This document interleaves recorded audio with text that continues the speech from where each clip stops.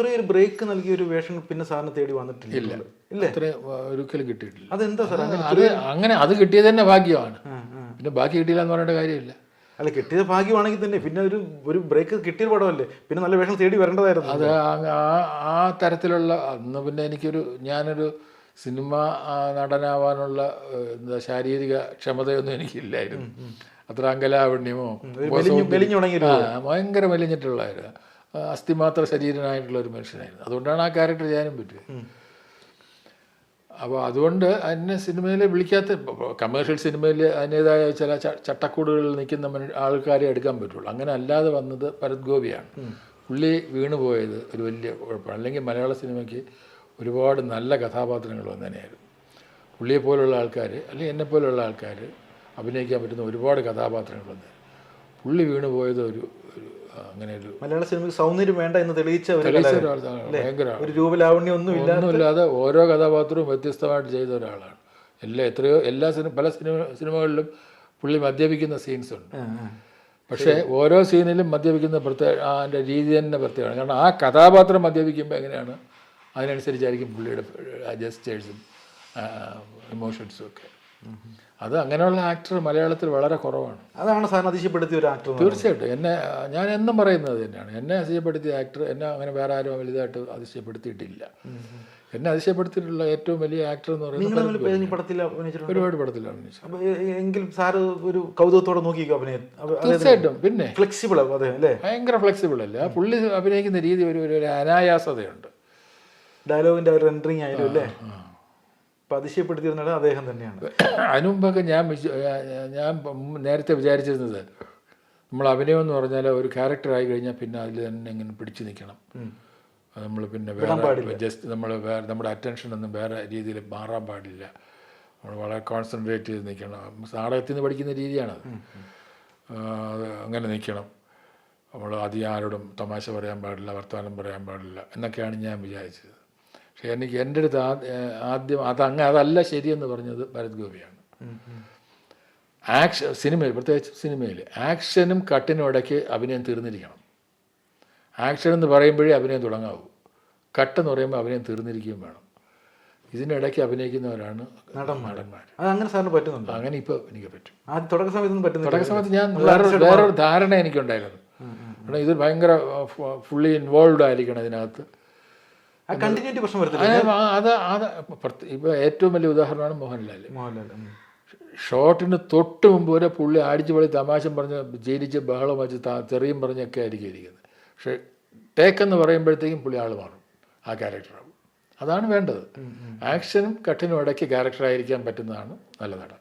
ഇങ്ങനെ തമാശയ്ക്ക് നോക്കി ഇങ്ങനെ ക്യാരക്ടറായിട്ട് മാറി ദൂരെ മാറിയിരുന്ന് അതായിട്ട് ജീവിക്കുന്ന ആൾക്കാർ സാർ കണ്ടിട്ടുണ്ടോ? എത്രയോ പേരെ കണ്ടിട്ടുണ്ട്. അതിൻ്റെ ആവശ്യമില്ല. അല്ല, യുവതാരങ്ങളൊക്കെ എങ്ങനെയാണോ ചെയ്യുന്നത് ഇപ്പോഴത്തെ പിള്ളേർ? നാടകത്തിൽ നിന്ന് വരുന്നവരാണ്. അവർ പഠിച്ചു വെച്ചിരിക്കുന്ന അവരുടെ തിയേറ്ററിൽ അവർ പഠിച്ചു വെച്ചിരിക്കുന്ന തിയറി അതാണ്. നമ്മൾ ക്യാരക്ടർ വിടാതിരിക്കണമെങ്കിൽ നമ്മൾ കോൺസെൻട്രേറ്റ് ചെയ്തിരിക്കണം, വേറെ നമ്മൾ അറ്റൻഷൻ വേറെ ഡൈവേർട്ട് ചെയ്ത് പോകാൻ പാടില്ല എന്നൊക്കെയാണ് നമ്മൾ പഠിച്ചു വെച്ചിരിക്കുന്നത്. കോൺസെൻട്രേഷൻ വേണം എന്നാണ്. പക്ഷെ ഇതിൽ അതല്ല വേണ്ടത്. ആക്ഷൻ കട്ടിനിടയ്ക്ക് സംഭവം തീർന്നിരിക്കണം. അപ്പോൾ അതിനകത്ത് കാണിക്കുന്നതാണ് അഭിനയം. നിങ്ങൾ ബാക്കി എന്ത് ഉൾക്കൊണ്ടാലും ഒരു പ്രയോജനവുമില്ല. ഈ മമ്മൂക്ക, ലാലേട്ടൻ, നമുക്കത് സ്പർശിക്കാതെ പോകുന്നത് ഇവരിൽ നിന്ന് പഠിച്ചൊരു പാഠം എന്താ അഭിനയത്തിൻ്റെ കാര്യത്തിൽ? മോഹൻലാൽ ചെയ്യുന്നത്, ഞാൻ മോഹൻലാലിൽ നിന്നല്ല ഞാൻ പഠിച്ചത് ഭരത് ഗോപിയിൽ നിന്നാണ്. മോഹൻലാൽ ചെയ്യുന്നത് ഇത് തന്നെയാണ്.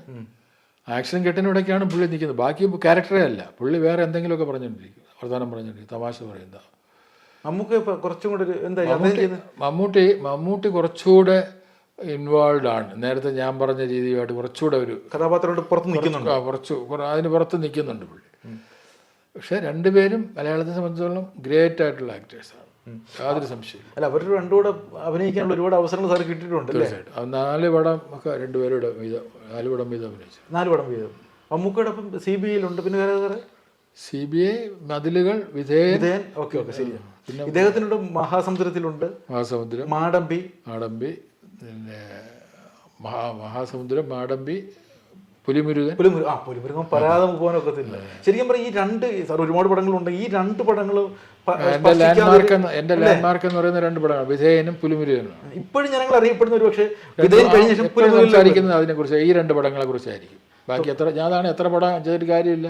അതെ അതെ. അല്ല സാർ, അതിൻ്റെ ഒരു മനഃശാസ്ത്രം എന്ന് വെച്ചാൽ കൊച്ചു കുഞ്ഞുങ്ങൾ മുതൽ വയോവൃദ്ധമാരോ കണ്ട ഒരു പടം തോന്നുന്നു പുലിമുരുകൻ. അതിൻ്റെ ഒരു കാരണമുണ്ട്. അതാണ് ഏറ്റവും വലിയ കാര്യം അല്ലേ? അതല്ലേ, കുട്ടികൾ മുതൽ ഇങ്ങനെ നിൽക്കുന്ന അവർ വരെ ഇങ്ങനെ ആ സമയത്ത് ഇങ്ങനെ ചാടി ഇങ്ങനെ നിൽക്കുമല്ലോ, പുലിമുരുകൻ നിൽക്കുന്നു, അതേപോലെ നിൽക്കുമായിരുന്നു. അപ്പോൾ അവരുടെ മനസ്സിൽ വരെ ആ സിനിമ കയറിയിട്ടുണ്ട്. അതുപോലെ തന്നെ ഇത്രയും പ്രായമായ ആൾക്കാരും ആ സിനിമ കണ്ടിട്ടുണ്ട്. ഒരു ആൾ തന്നെ പല പ്രാവശ്യം ആ സിനിമ കാണുകയും ചെയ്തിട്ടുണ്ട്. അങ്ങനെയുള്ള സിനിമ വളരെ അപൂർവമാണ്. എല്ലാവരും ആകർഷിക്കുന്ന ഒരു പടം എടുക്കുക എന്നുള്ളത് വെല്ലുവിളി അല്ലേ? തീർച്ചയായിട്ടും. അത് ശരിക്കും പറഞ്ഞാൽ അതോടുകൂടി സാറിൻ്റെ കരിയോഗ്രാഫ് കുറച്ചും കൂടി ഉയർന്നു അല്ലേ? ചെറിയൊരു വേഷമായിരുന്നു പുലിമുരുകൻ വന്ന ആദ്യം അല്ലേ സാർ? തുടക്കത്തിൽ അതായിരുന്നു.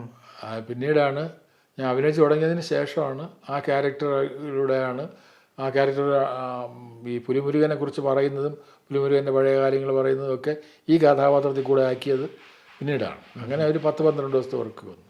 അപ്പോൾ അത് ഇത്രയും വലിയ ഹിറ്റ് ആവുമെന്ന് ഒരു വലിയ പേടിയായിരുന്നു. കാരണം അത് നല്ല പൈസ ചിലവാക്കി എടുക്കുന്ന പടമാണെന്ന് അപ്പോൾ തന്നെ എനിക്ക് ബോധ്യമായി. ഞാനിവിടെ നിന്ന് എല്ലാ ദിവസവും ഇവിടെ നിന്ന് ഫ്ലൈറ്റിൽ പോയി, ട്രിവാൻഡ്രത്ത് രാവിലത്തെ ഫ്ലൈറ്റ് 6:30 ഫ്ലൈറ്റ്, അത് കയറി എറണാകുളത്ത് ഇറങ്ങിയിട്ട് എറണാകുളത്ത് നിന്ന് കാട്ടിൽ പോയി ഷൂട്ട് ചെയ്തിട്ട് രാത്രി എറണാകുളത്ത് വന്നിട്ട് ഫ്ലൈറ്റിൽ തിരിച്ചു വരുമായിരുന്നു. അങ്ങനെയാണ് 10-12 ദിവസം ഫ്ലൈറ്റ് യാത്ര. കണ്ടിന്യൂസ് അല്ല, ഇന്നുണ്ടെങ്കിൽ നാളെ ഇല്ല. അപ്പോൾ പിന്നെ അവിടെ താമസിക്കും. അതാണ് ചോദിച്ചത്. അപ്പോൾ പിന്നെ സാധാരണഗതിയിൽ ട്രെയിൻ കയറി പോകാനോ എന്തെങ്കിലും പറയല്ലേ ഉള്ളൂ അവർ. പക്ഷെ അവർ ഫ്ലൈറ്റ് ടിക്കറ്റ് എടുത്തു. അല്ല, എങ്ങനെയാണ് ഈ കഥ അത്ര വലിച്ചു നീട്ടമുള്ള കാരണം? സാറിൻ്റെ പെർഫോമൻസ് കൊണ്ടാണോ? അത് ആവണമെന്നില്ല. അവർ ആ ഈ ക്യാരക്ടറിലൂടെ അത് ചെയ്യാമെന്ന് അവർ തീരുമാനിച്ചു. പിന്നെ ഞാൻ മോശമാക്കൂല എന്നുള്ള ധാരണയും കാണുമായിരിക്കും. എന്തായാലും അതുകൊണ്ടാണ് പിന്നെ നമുക്ക് അത്രയും ഒരു ഭാഗ്യം കിട്ടിയത്. എന്തായാലും അതൊരു മൈൽ സ്റ്റോൺ ആയി സാറിൻ്റെ ജീവിതത്തിൽ ഇപ്പോഴും നിൽക്കും. എനിക്ക് പലപ്പോഴും തോന്നിയിട്ട് സാറൊരു ഹ്യൂമർ ഒരുപാട് പ്രാധാന്യം കൊടുക്കുന്ന ഒരു ക്യാരക്ടറാണ് ജീവിതത്തിൽ. പക്ഷെ അത്തരം ഹ്യൂമർ വേഷങ്ങൾ സാർ തേടി വന്നിട്ടുമില്ല. ടി വിയിൽ ചെയ്തിട്ടുണ്ട്, ഒരുപാട് തമാശ വേഷങ്ങൾ ചെയ്തിട്ടുണ്ട്. ടി വിയിലാണ് ഞാൻ ശരിക്കും basically I M A television actor. അങ്ങനെ പറയാനാണ് ഇഷ്ടം? എനിക്ക് കുഴപ്പമില്ല, അങ്ങനെ പറയുന്നതാണ്. ഞാൻ തുടങ്ങിയത് ടി വിയിലാണ്. അല്ല, ടി വിക്കാരനായതുകൊണ്ട്, അല്ലെ ടി വി ആർട്ടിസ്റ്റ് ആയതുകൊണ്ട് സിനിമയിൽ അവസരം കുറഞ്ഞായിട്ട് തോന്നുന്നു. അങ്ങനെ പലർക്കും കൊടുത്തിട്ടുണ്ട്. എനിക്കങ്ങനെ വന്നിട്ടൊന്നുമില്ല. എനിക്ക് പലരും ഇങ്ങനെ പറയുന്നുണ്ട് ടി വിയിൽ അഭിനയിക്കുന്നവരെ സിനിമയിൽ അവർക്ക് ബുദ്ധിമുട്ടാണെന്ന്. പക്ഷെ എനിക്ക് അങ്ങനെ തോന്നിയിട്ടില്ല. അങ്ങനെ അനുഭവം വന്നിട്ടേ ഇല്ല. ടി വിയിൽ അഭിനയിക്കുന്നതുകൊണ്ട് സിനിമയിൽ ഇല്ല എന്ന് പറഞ്ഞിട്ടില്ല. ഒരുപാട് സിനിമയിൽ അഭിനയിക്കാനുള്ള അവസരം എനിക്ക് വന്നിട്ടുണ്ട്. അപ്പോൾ ഈ സീരിയൽ അഭിനയിക്കുമ്പോൾ ഒരുപാട് സിനിമകൾ മിസ്സായ സംഭവം വല്ലതും ഉണ്ടോ? അങ്ങനെ മിസ്സായിട്ടില്ല. സിനിമ ഞാൻ പറഞ്ഞില്ല, സിനിമ മെഗാസീരിയലൊക്കെ പ്രത്യേകിച്ച് അഭിനയിക്കുമ്പോഴേ നല്ല സീരിയൽ അവർ അഡ്ജസ്റ്റ് ചെയ്ത് തരും, അവരുടെ ഡേറ്റുകളൊക്കെ അഡ്ജസ്റ്റ് ചെയ്ത് തരും. കാരണം എല്ലാ മാസവും ഉള്ള ഷൂട്ടിംഗ് ഉള്ളതാണല്ലോ. അപ്പോൾ ഇപ്പോൾ സിനിമയിൽ ഒരു 3-4 ദിവസം വേണമെങ്കിൽ ആ 3-4 ദിവസം അവർ ഒഴിവാക്കി വേറെ ദിവസത്തിലേക്ക് വയ്ക്കും ടി വിയിൽ. അത് കുഴപ്പമില്ല ചെയ്യും. നമ്മളിത്രയും സീനിയർ ആയതൊക്കെ ഉണ്ട്, ചില അഡ്ജസ്റ്റ്മെൻ്റൊക്കെ അവർ ചെയ്തു തരും.